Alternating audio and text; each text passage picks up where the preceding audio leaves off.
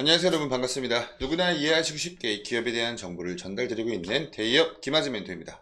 오늘은 여러분과 같이 한국 화장품이라는 종목에 대해서 말씀을 나눠볼 겁니다. 최근에 실적 발표가 있었어요. 그래서 이 실적들을 체크를 해보면서 같이 좀 말씀을 나눠볼 건데, 우선 여러분 아마 이 한국 화장품에 좀 오래 전부터 주주였던 분이시라면 아마 이 한국 화장품의 실적에 관련돼서도 좀 굉장히 많이 염려가 좀 아마 되셨을 거예요. 가장 최근까지는 좀 이렇게 적자를 보고 기록을 하고 있었습니다. 근데 올해 이제 들어오면서 흑자 전환에 성공을 했다라는 사실을 말씀을 드리면서 오늘 방송에선 같이 한번 실적을 좀 보고요. 그리고 이 최근에 이슈 체크를 한번 좀 해보면서 이 한국 화장품이 지금 현재 몸을 담고 있는 국내 화장품 산업의 전망에 대해서도 같이 한번 이야기를 나눠보는 시간을 가져보도록 하겠습니다. 그래서 이러한 것들을 토대로 해서 향후에 이 한국 화장품의 주가 흐름의 향방은 앞으로 어떻게 나아갈 가능성이 높을까, 이 부분도 오늘 영상에서 같이 고민을 해보는 시간을 가져보도록 하겠습니다.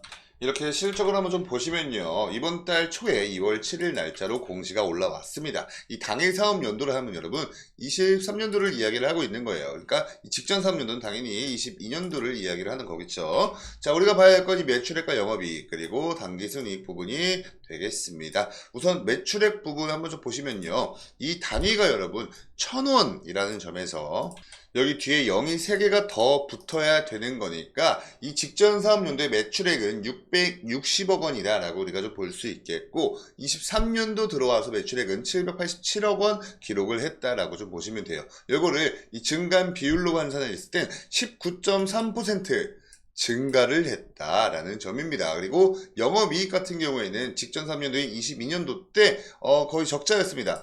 여기 뒤에 0이 3개가 더 붙는 거니까 약 한 2,300만 원 정도 적자를 보다가 이제 23년도 들어오면서 34억 5,700만 원을 기록을 하면서 흑자로 전환을 했습니다. 자, 근데 흑자로 전환된 게 끝이 아니라 좀 굉장히 큰 폭으로 흑자 전환에 성공을 했죠. 그리고 당기순이익도 한번 좀 보시면요, 직전 사업연도 같은 경우에 당기순이익이 여기 0이 3개가 더 있는 거니까 4억 1,800만 원밖에 안 됐어요. 22년도 전체 다 해서. 근데 23년도 들어오면서 37억 원을 넘는 수치를 기록을 하면서 이 증감 비율을 따지면 여러분 800%가 넘는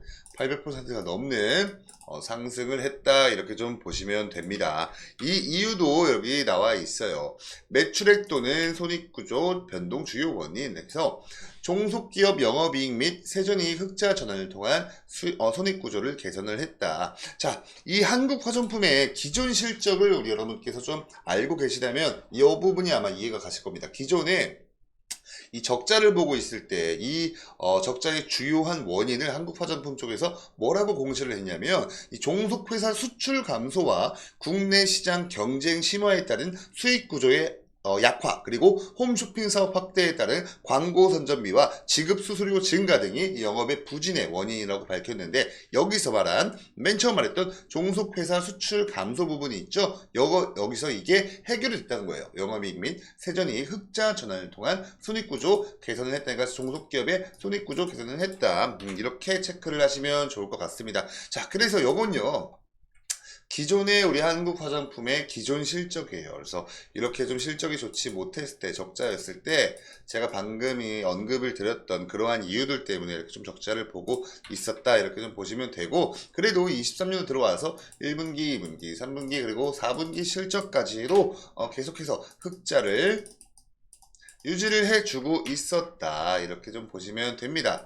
다시 돌아서 이 매출액 부분을 한번 좀 놓고 비교를 해보면 2022년도에 660억 원 매출액이었는데 23년도 매출액이 787억 원이죠. 787억 원에서 굉장히 지금은 좀 어느 정도 견조한 흐름세를 타고 있다, 이렇게 체크를 할 수 있겠습니다.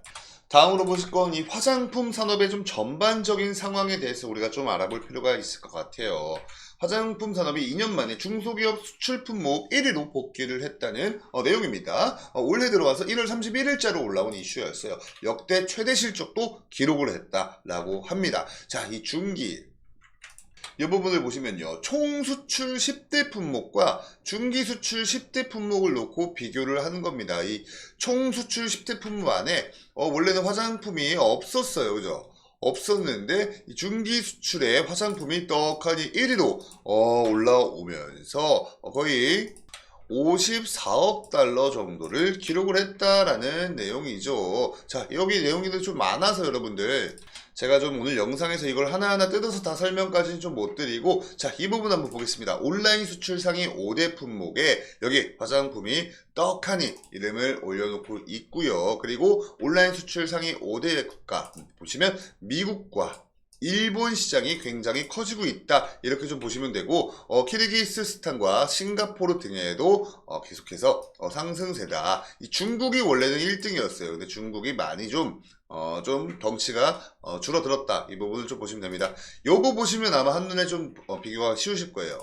2023년도 화장품 수출액 중 중소기업 비중 표입니다. 보시면 이 140개국, 이 140개국의 평균 증감률이 6.9% 상승, 그리고 중소기업 수출액 증감률이 거의 약 18.7% 상승을 했는데, 자, 보시면 유일하게 중국만 증감률이 마이너스입니다. 그러니까 이제 더 이상 우리나라 이 한국 화장품 산업 자체가 사실상 지금까지 이 중국에 대한 이 정책 방향, 이런 부분에 굉장히 민감하게 막 반응을 했었습니다. 주가 차트도 뭐 시진핑이 뭐 한다, 뭐 한학령 뭐 푼다, 아니면 이제 뭐 이 중국의 유커들이 대한민국 단체 관광 오케이 허락하겠다, 이러면은 막 화장품 막 관련주들 막 상한가 치고 이랬는데, 이제 여러분 그러한 의존도가 많이 내려갔다라는 점이죠. 그래서 저 개인적으로 너무나 좀 반가운 소식이 아닐 수가 없습니다. 계속해서 이 중국에만 의존을 해 있다가 이제는 중국 너네 얘네 이제 필요 없고요. 사실 뭐 미국, 일본, 뭐 베트남, 러시아 뭐 등등 다른 나라의 산업군, 그러니까 좀 범글로벌적으로 우리나라 대한민국의 한국 화장품 산업들이 이렇게 진출을 해 나가고 있고, 점점점 그 나라에서 성장세를 보이고 있다는 건 굉장히 저는 대한민국 한 나라의 국민의 한 사람으로서 굉장히 뿌듯할 수가 있겠죠. 자, 그래서 이러한 내용들을 토대로 해서 여기까지 좀 봤으면 이제 차트로 넘어가서 주가에 관련된 말씀 한번 나눠보도록 하겠습니다. 이렇게 차트로 넘어서 보시면요, 이때 당시 21년도 9월 당시부터 지금까지 차트인데, 이때는 뭐 당연히 여러분들 모두가 다 알고 계시는 이 코로나 때 이 화장품 산업 전반적으로 굉장히 급등락이 좀 변동성이 많이 심했었죠. 그래서 사실 너무 이 과거 차트를 우리가 좀 분석하는 건 좀 큰 의미가 없을 것 같고요.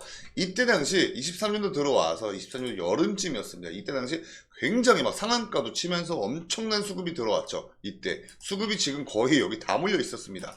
근데 이때 어떤 일이 있었냐면 여러분들, 중국에서 한국으로 여행 가는 단체 여행을 약 6년 5개월 만에 허용한다는 소식에 이 대한민국에 있는 화장품 테마가 굉장히 많은 수급을 받았어요. 뭐 대표적으로 뭐 한국 화장품도 있겠고요, 뭐 아모레 퍼시픽, 뭐 토니모니 뭐 등등등 브랜드가 많이 있죠. 그래서 이렇게 중국에서 6년 5개월 만에 허용을 한다는 소식 통해 굉장히 많은 수급이 이렇게 한꺼번에 들어왔었습니다. 그리고 여기서 이제 아까 제가 말씀드렸던 중국의 유커, 이게 여러분 중국말로 관광객이라는 말이에요. 관광객이라는 말인데, 이제 얘네들이 또 복귀를 할 수 있다. 그러니까 이제 뭐 대한민국 하면은 뭐 홍대나 명동 쪽에 이 중국인들 엄청나게 많았잖아요. 그래서 이제 그러한 수급이 다시 한번 들어올 수 있다라는 기대감이 계속돼서 이제 막 지속이 되면서, 이때 당시 요 위에서 주가가 좀 이렇게 놀았었거든요. 그러고 이 시진핑이 중국의 주석이죠. 국가 주석이죠. 이 시진핑 중국 국가 주석이 한국을 방한한다라는 기대감 등이 화장품 테마가 또 한 번 이때 굉장히 큰 수급을 받았었던 때였습니다. 자, 근데 이때를 기점으로 해서 여기서 이렇게 좀 단기적인 박스권을 형성을 하고요, 주가가 위에 있다가 여러분 요때 갑자기 거의 하한가대로 맞아요. 이때 이유가 있었습니다.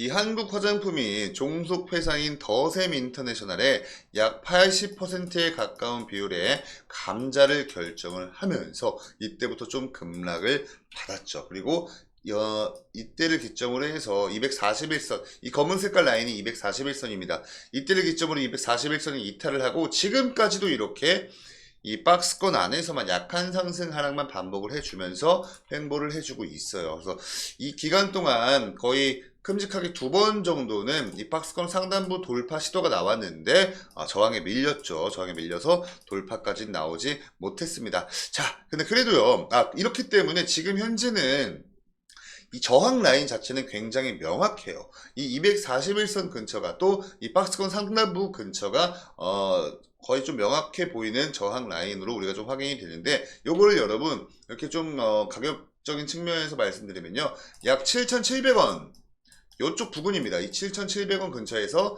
지금 현재는 저항 라인으로 작용을 하고 있어요. 근데 아직까지 이 지지 라인은요, 사실 좀 불명확합니다. 뭐 이렇게 박스권 안쪽에서 횡보를 해줌에 따라서 이 11선을 하회를 하기도 했다가 11선을 상회를 하기도 했다가 등등등, 이 이평선 흐름 배열에 좀 이렇게 좀 추종적이진 않아요. 그래서 이 이평선을 근거로 말씀을 드리면서 하기까지 조금 좀 어려움이 있어 보이고요. 그래도 이 박스권 내부에서 좀 이렇게 흐름을 타고 주고 있는 그런 흐름이기 때문에, 이 박스권 아까 상단부였던 이 7,700원 근처에서 저항을 좀 받고 있다면, 이 박스권 하단부인 약 6,000원 선 라인이거든요. 박스권 하단부가 이 6,000원 선 근처에서 그래도 좀 지지를 받지 않을까라고 좀 개인적으로 생각을 하고 있는데, 만약에 이 박스권 하단부 이탈하고 추가적인 조정 나온다면 그거는 그때가 다시 한번 우리가 좀 고려를 해 봐야 한다, 이렇게 좀 볼 수 있겠습니다. 근데 여러분들 너무 좀 이렇게 낙심하지 않으셔도 괜찮은 게 뭐냐면요, 24년도 만약에 올해죠, 올해 24년도 1분기 실적까지 만약에 흑자를 유지를 해주거나, 아니면 이 기업적인 측면의 이 밸류에이션 실적이 조금 더 성장한 모습을 보여준다면, 이 답답한 박스권 흐름을 깨고 상승해줄 트리거로 작용할 확률이 높기 때문에, 너무 또 이 박스권을 이탈하면 어떨까, 이런 낙심은 안 하셔도 괜찮아 보인다라는 점 말씀을 드립니다. 그리고 아까 이제 제가 뭐 자료를 보여드려서 아셨겠지만 온라인 상품 매출 계속해서 증가하고 있고요. 그리고 중소기업 이 화장품 수출이 지금 다시 이 5대, 10대 안에 이름을 올렸다라는 점. 그러니까 이 장기적으로, 중장기적으로는 이 화장품 산업 자체가, 대한민국 화장품 산업이 좋아요. 전망은 밝습니다. 그래서 이 실적까지만 만약에 좀 받쳐준다면 이 답답한 박스권 흐름 깨고 돌파를 해줄 이런 트리거로도 작용해줄 수 있는 가능성이 아직은 여전히 남아있다라는 점 말씀을 드립니다. 자, 이런 차트의 기술적 분석은요, 어디까지나 저의 100% 개인적인 견해에 불과하기 때문에 절대로 투자에 있어서 정답이 될 수는 없습니다. 자, 우리 여러분들께서 그냥 저런 견해도 있구나 라는 그냥 요 정도 느낌으로만 간단히만 참고를 해주시면 좋을 것 같고요.